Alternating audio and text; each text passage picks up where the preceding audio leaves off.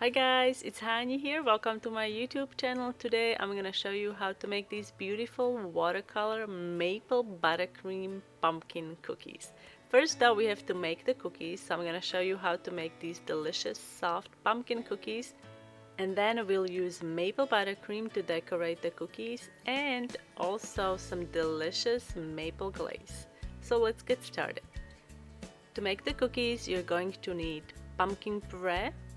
I'm using unsalted room temperature butter, all-purpose flour with a little bit of salt, baking powder and baking soda, sour cream, 1 whole egg with some vanilla extract, granulated sugar. For the spices, I'm using cinnamon, ginger and freshly zested nutmeg. Start by beating room temperature butter with sugar, then gradually add sour cream. Beat on medium-high until creamy, then add pumpkin puree,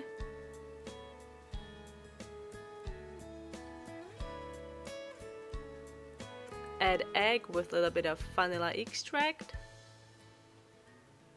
Make sure that you scrape the bowl a few times. Now stir the spices into the flour, and then we're gonna gradually add the flour mix, and I'm going to stir it until all combined. This cookie dough is sticky and we're gonna chill it after we're done mixing it for about 4 hours. I actually had the dough in the fridge for 3 days before I baked these cookies and it was still fine.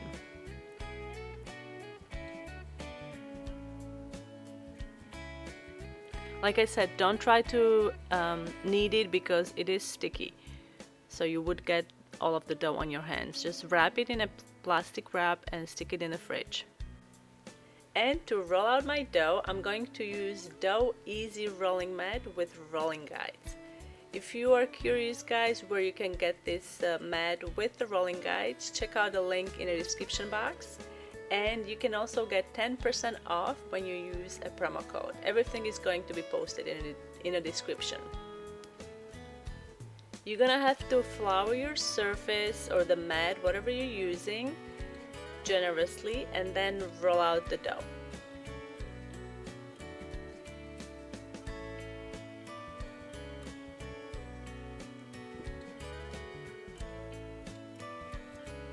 You can see I didn't use enough flour, so I got some residue on the left side. It's no problem, just take a scraper and it's so easy to remove it.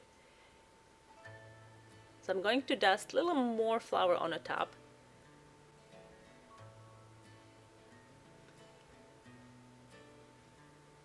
Once the dough is released from both sides, take a pastry brush and dust off the flour residue, and then you can start cutting out cookies. If needed, you can also dip your cookie cutter in flour if it's too sticky, and then transfer the cookies on a baking sheet.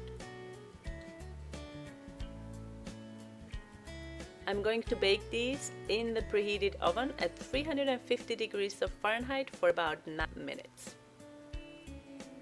Let the cookies cool completely before frosting. They are delicious as they are, but once you put the frosting on the top, yum. It takes the whole thing to the new level. So to make the frosting, I am going to beat butter with powdered sugar. Now we're adding maple syrup. And the recipe for the cookies and for the frosting is going to be posted. I'm going to include the link where you can find it below in the description box.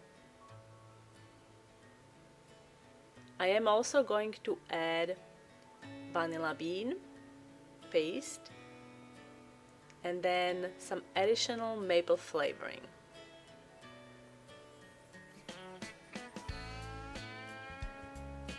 I'm going to color 3 small portions of buttercream with some food coloring. I'm using yellow and a little bit of orange, green and some red food color.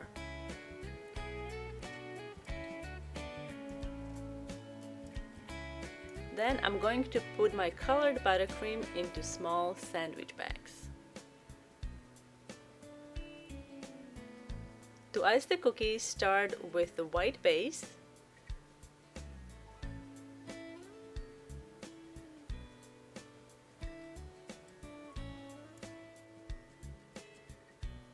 You could also sprinkle some nonpareils or other sprinkles on the top, but I wanted to make these a little more special, so we're going to do the watercolor buttercream.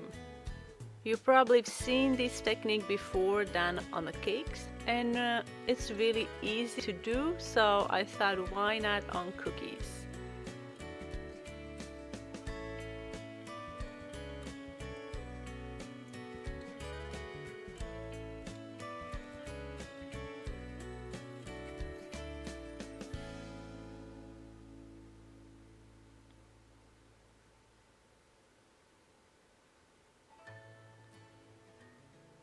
Now use an offset spatula and run it across a few times, but not too many times because then the colors will completely blend together and it's not going to look pretty.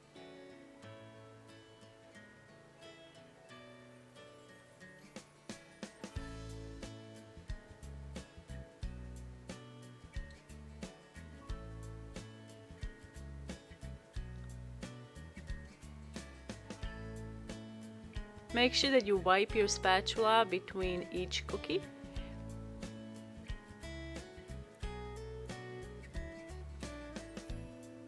Another thing you could do with these, you could dip them in delicious maple glaze. Make sure that you let the buttercream and maple glaze crust. It takes several hours, and then you can store these cookies in an airtight container layered between pieces of wax paper. I love this recipe, guys. It is so delicious, and I hope you will give it a try. Let me know if you do. I'd love to hear what you think. Thank you so much for watching, and I will see you next time.